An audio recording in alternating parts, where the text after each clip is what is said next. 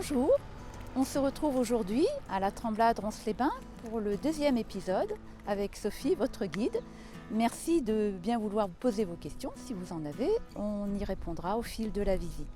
Donc aujourd'hui, je vais vous parler, nous sommes sur le chenal de la Grève, je vais vous parler de ce lieu typique et pittoresque et notamment des cabanes. Donc comme vous pouvez le voir, vous avez des cabanes à gauche qui sont plutôt modernes avec accès à la route et sur votre droite des cabanes plus traditionnelles, plus anciennes et qui pour certaines ne sont plus en activité ostréicole. Les cabanes, c'est toute une histoire. Par cabane, il faut entendre au tout début atelier plus ou moins rudimentaire où l'on travaille les huîtres. Au début, la cabane, c'est quelque chose de tout simple.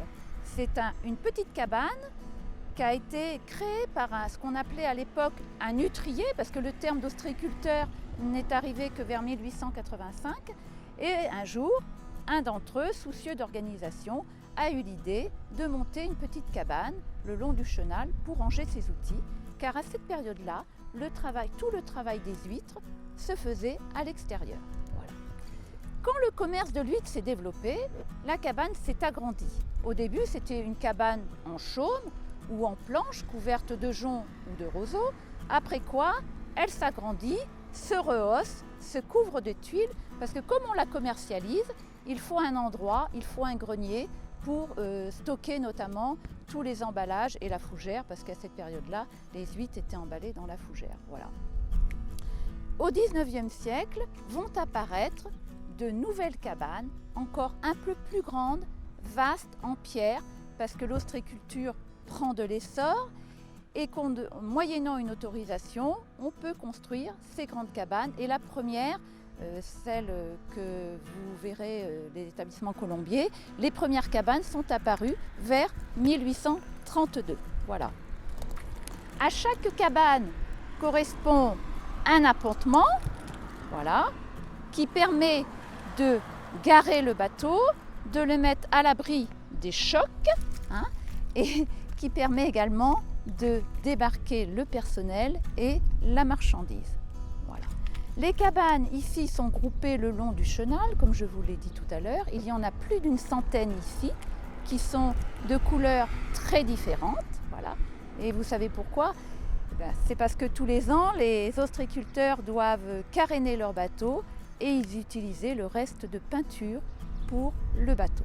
Donc, ce qui fait que la cabane avait normalement la même couleur que le bateau. Voilà. Donc les cabanes, comme je vous ai dit tout à l'heure, la plupart ne sont plus en activité ostréicole. Et pour conserver ce caractère authentique et typique de ce lieu qui en fait sa réputation, la mairie a mis en place en 1993 un cahier des charges afin que les cabanes soient toujours conservées dans le même état. Elles ne doivent pas servir de maisons d'habitation, et cette règle s'applique à l'intérieur comme à l'extérieur de la cabane. La cabane ne doit pas être clôturée, l'extérieur doit être entretenu. Si la cabane est détruite à cause d'une tempête, elle doit être construite à l'identique. Et ces règles s'appliquent aussi pour les pontons, parce que comme vous voyez, les pontons sont en bois, très rustiques et en bon état pour la plupart. On peut aussi parler des femmes. Les femmes ont toujours joué un rôle très important dans l'ostréiculture. Elles aident leur mari et on les appelle les femmes de cabane. Voilà.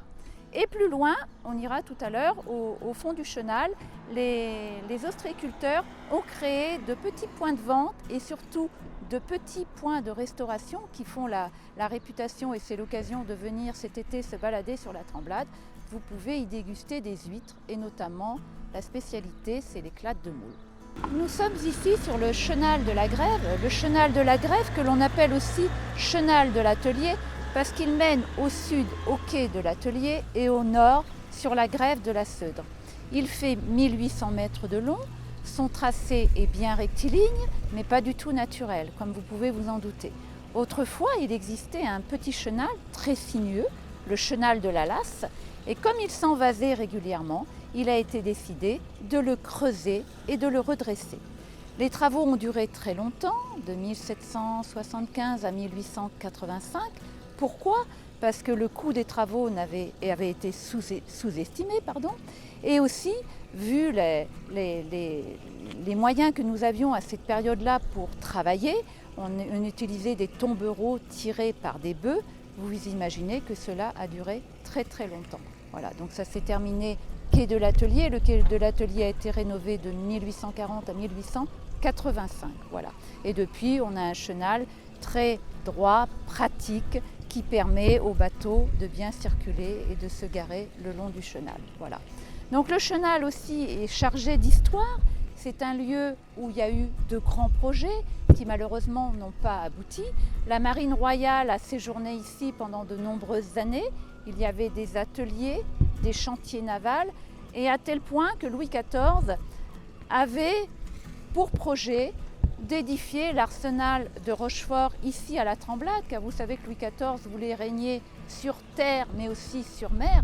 Mais comme l'accès à la Tremblade est quand même difficile, il y a eu de nombreux bateaux qui se sont échoués avec le pertuis de Montmusson, c'est la commune de Rochefort qui a été retenue par Colbert en 1666.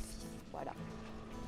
Le chenal de la Seudre ici, on y construisait 2 petits bateaux avec les bois de la forêt qui servaient pour le petit cabotage sur les rivières de Seudre. Il y a eu pendant de nombreuses années des chantiers navals, mais avant tout et surtout, le chenal de la Grève, c'est le lieu où était exporté le sel, dont je vous ai parlé tout à l'heure, les marais salants, et ça a été aussi un grand port pendant plusieurs siècles, un grand port de pêche lointaine, un grand port de pêche à la morue. Voilà. Et les habitants de la Tremblade ont pratiqué cette pêche qui malheureusement s'est interrompue vers 1775 parce que déjà à cette période-là, le poisson commençait à se raréfier et qu'il fallait partir de plus en plus loin pour aller chercher de la morue. Et les frais d'armement aussi coûtaient très très cher. Là, nous sommes au bout du chenal de la Grève et je voulais vous parler également de la liaison entre la commune de la Tremblade et de Marennes. Vous voyez l'église, le clocher de l'église de Marennes. Voilà, pendant de nombreuses années, cette liaison se faisait par bac et depuis 1972, le pont de la Seudre a été construit. Il relie la Tremblade à Marennes. Il fait 1024 mètres de long. Je vous invite à le parcourir. Vous avez une magnifique vue sur les parcs à Huîtres. Voilà. On vous remercie pour votre écoute, votre participation et j'espère vous voir très nombreux ici sur la Tremblade.